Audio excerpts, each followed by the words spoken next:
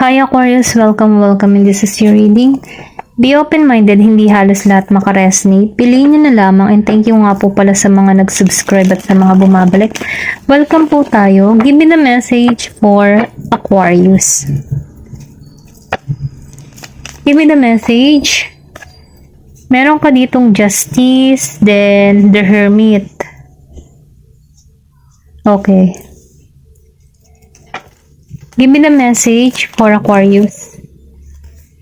Meron dito na 10 of Wands, upright, and 3 of Pentacles, reverse.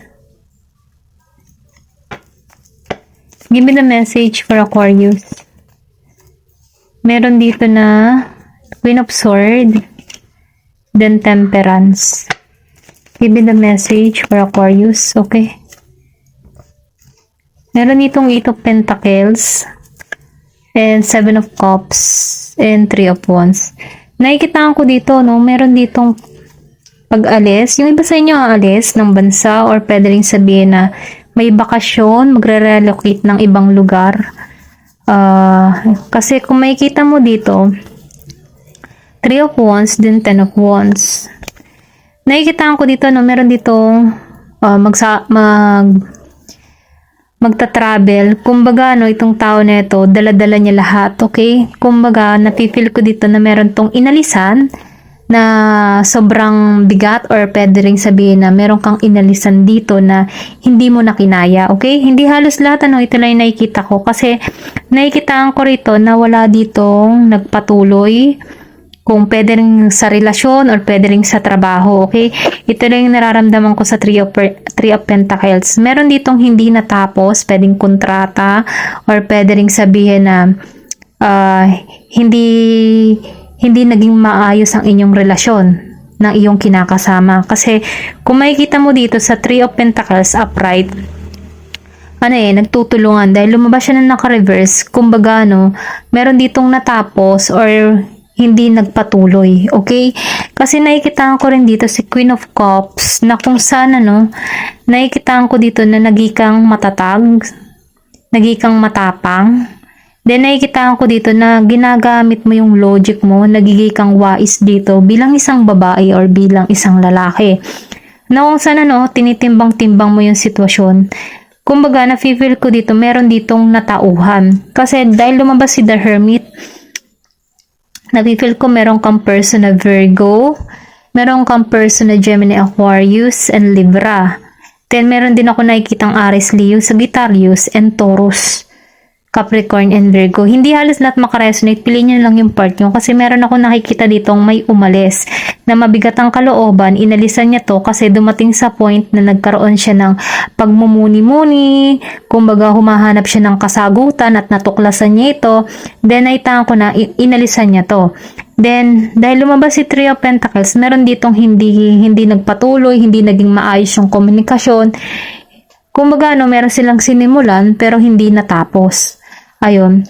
Dahil nagkaroon to ng lakas ng loob, si Queen of Swords, naging ka ng wais, nagkaroon ka ng logic, or sabihin natin na ginamitan mo na to ng isip. Kasi na-feel ko dito na wala nang second chance para sa'yo yung connection. Ganon yung energy mo dito, may pagkamatatag, may authority. Kumbaga, handa kang ikat kung sino yung hahadlang sa dinadaanan mo. Ganon lang yung energy na nararamdaman ko. Then, lumabas dito si Justice. Na-feel ko dito na meron ditong justice na parating sa'yo. Na kung saan, ito yung gusto mong mangyari. Meron ditong, sabihin natin na meron pagkilos or meron ditong, kung ano man yung ginawa sa'yong masama, dun tatama. Yun yung justice para sa'yo. Kung halimbawa, ginawan ka ng hindi maganda ng tao mo or pwede rin sabihin sa paligid mo, meron pangyayari dito na magkakaroon ng justice para sa'yo dahil sa ginawa sa'yo or sa pagmamaltrato sa'yo. Ito lang yung nakikita ko. May pagkilos. Then lumabas dito, kung makikita mo dito, Meron ditong parang balance, no? Nafe-feel ko dito na yung justice na mangyayari para sa'yo ay magkakaroon ito ng kapayapaan sa'yo na kung saan ano, mababalansin mo na yung sitwasyon. Kumbaga yung tipo na makakahinga ka ng maluwag, ganun. Kasi nakikitaan ko dito na sinusubaybayan ka dito ng iyong angel, sinusunod mo na yung inner voice, intuition mo. Kumbaga, no, sinusunod mo na dito yung kutob. Ganun. Nakikitaan ko rito na nagiging kang balanse sa sitwasyon kasi inalisan mo to, okay? Then dito, no, si Eight of Pentacles, yung iba sa inyo gumagamit dito ng mga pampaswerte, mga lucky charm, or pwede rin sabihin na meron kang ginagawa dito ng mga spell, na kung saan, ano, for financial. Ito rin nakikita ko, hindi halos lahat makaresonate dito sa part na to. Ito lang yung nakikita ko, meron ditong may sinusunod siya, or pwede rin sabihin meron kang inaaral ng mga libro for spell, love spell, o ano pa man, ano, protection. Pero ganun pa man, mapamabuti yan o mapamasama, asahan mo yan ay may consequence o may balik sa'yo. Kaya may naman, bago ka gumawa ng mga spell, kung mabuti man yan o masama, yan ay may balik po, okay? Kung mabuti yan, mabuti yung babalik sa'yo, at kung yan ay masama, masama din yung babalik sa'yo. Yun lang naman yung patakaran diyan eh. Pero ganun pa man, nasa iyo yung desisyon. Kasi nakita ko dito sa Seven of Cups, meron kang pinag-iisipan, meron kang ginagawa, nalilito ka kung tutuloy ka ba o hindi, or sino ba yung pipiliin mo, or gagawin mo ba ito, okay? Ito lang yung napipili ko, meron ka ditong pinagpipilian, or pwede rin sabihin ginawa kang choices, na kung saan, ano, yung tipong ginawa kang option, na kung saan nafe-feel ko dito na itong tao nito wishy-washy, hindi niya alam kung seryoso ba siya sa'yo or hindi, or pwede rin sabihin na meron kang pinipili. Ganun lang naman ang nakikita ko, Seven of Cups, maalin kung ikaw man ito o yung sa person mo. Okay, ito lang nafe-feel ko, meron ditong ginawang option, or pwede rin sabihin na ikaw meron kang pinag-iisipan. Okay, ganun pa man, tingnan pa natin kung ano pa yung mensahe para sa'yo.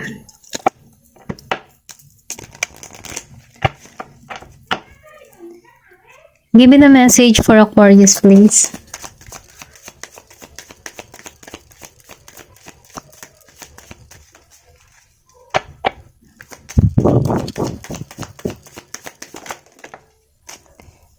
Meron dito na true north. Stay true to yourself. Kumbaga, no, manatili kang totoo para sa iyong sarili. Kasi kung once na ikaw ay totoo at wala kang tinatago sa iba pa man, ano, mas mapayapa yung kaisipan mo at mas maraming positibo ang parating sa'yo. Ito lang yung na-feel ko.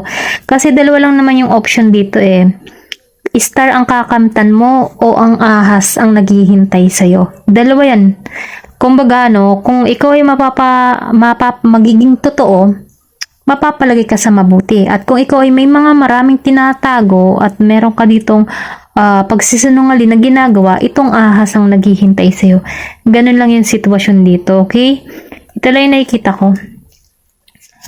Then, dito na sa The Sun, in Find the Balance, na-feel ko na magkakaroon ka dito ng balanse, or mahanap mo yung balanse, yung mga kasagutan na gusto mong mangyari, o yung mga tinatanong mo para sa iyong sarili. Ito lang yung na-feel ko kasi meron ditong tagumpay na naghihintay.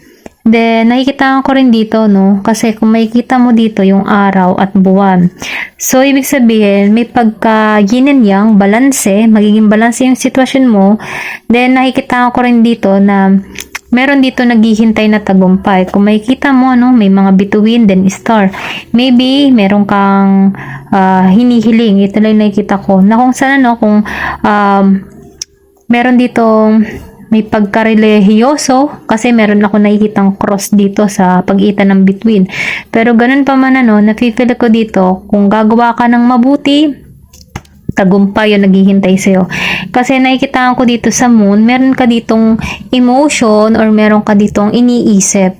Kasi lumabas si Seven of Cups. Hindi halos lahat makaresonate kung ikaw man ito, okay? Ito lang nafe-feel ko. Then last quarter, no, what holding you back? Meron ditong tanong, ano ba yung mga pumipigil sa'yo? Okay, ikaw lang din yung makakasagot nito. Kung ano man yung mga nagpapahirap sa iyong kalooban at alam mo na hindi na ito makakabuti para sa iyo, i-release mo na ito. Para nang sa ganun, no, pumasok sa iyo yung bagong positibong energy na kung saan, no, magbibigay ito ng yung tipo magbibigay ito sa iyo ng positibo na may abundance, ma-attract mo yung yung mga maraming oportunidad pag palagi kang nagiging positibo. Pero once na ikaw ay nagpi-50-50 yung kaisipan mo, ibig sabihin nun, red flag na yun, okay? Tingnan pa natin.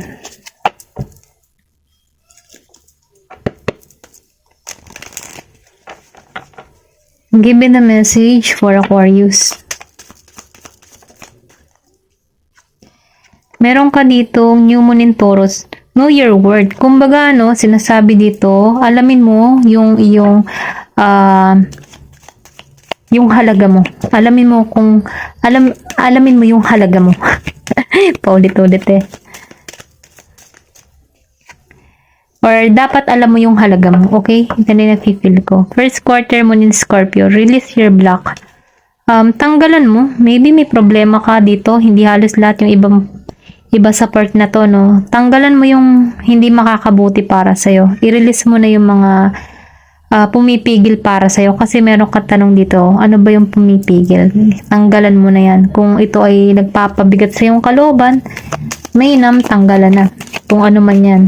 Meron dito na Full Moon in Aries. Cool your emotion. Maybe nakakaramdam ka dito ng galit or pighati sa nararamdaman mo, or pwede rin sabihin may pangyayari na sobra kang nabibigatan kasi meron ka ditong inalisan eh. Diba? Nakikita ko dito, meron ditong inalisan. Maybe meron pangyayari dito na sobra kang nasaktan sa person mo na kung saan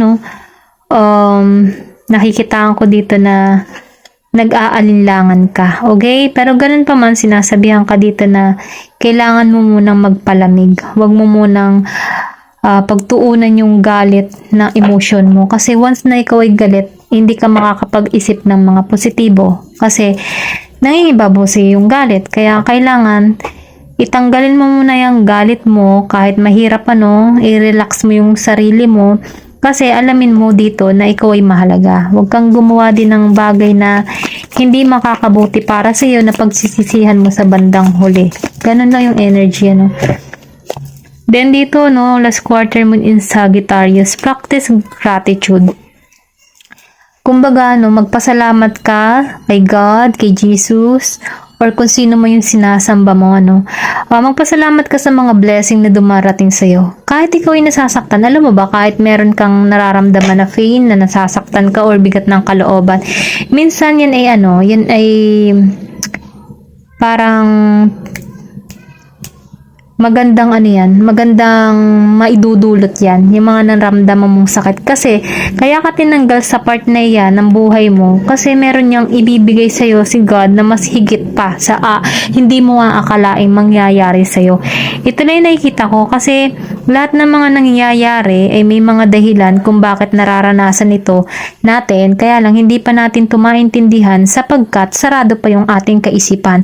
Pero once na naranasan na natin yung mga mabubuting bagay, dun mo marirealize na kaya ako tinanggal dito sa part na to kasi ganito pala yung mangyayari sa buhay ko. Okay? Meron diyang paglago. Kaya huwag mong hayaan na sa yung kamay yung gumawa ng justice, kasi ditong justice nito, huwag kang gagawa ng mga something na spell or ano pa man, pagganti sa pamagitan ng mga kung ano pa man, nafe-feel ko kasi dito na meron ditong nag-aaral ng mahika, So, kung ikaw man yung nag-aaral, meron niyang consequence na balik sa'yo, okay? Kaya may naman, hayaan mo na lang si God, si Universe, si Jesus, ang gumanti para sa'yo. Huwag yung sarili mong kamay o pamamaraan, okay? Kasi nafe-feel ko dito na meron ditong maganda, malaking pangyayari na magaganap sa iyong buhay. Kaya manalangin. Ito lang yung nafe-feel ko. Kailangan lang, relax ka lang, tanggalin mo yung galit, yung emotion mo. Kasi mahalaga ka dito. Kaya ka tinanggal dito sa part na to, Kasi mahalaga ka sa Diyos. Okay? Ito lang yung nafe-feel ko. Hanggang dito na lamang, Thank you for watching. Love and peace. Thank you for watching Glow and Peace.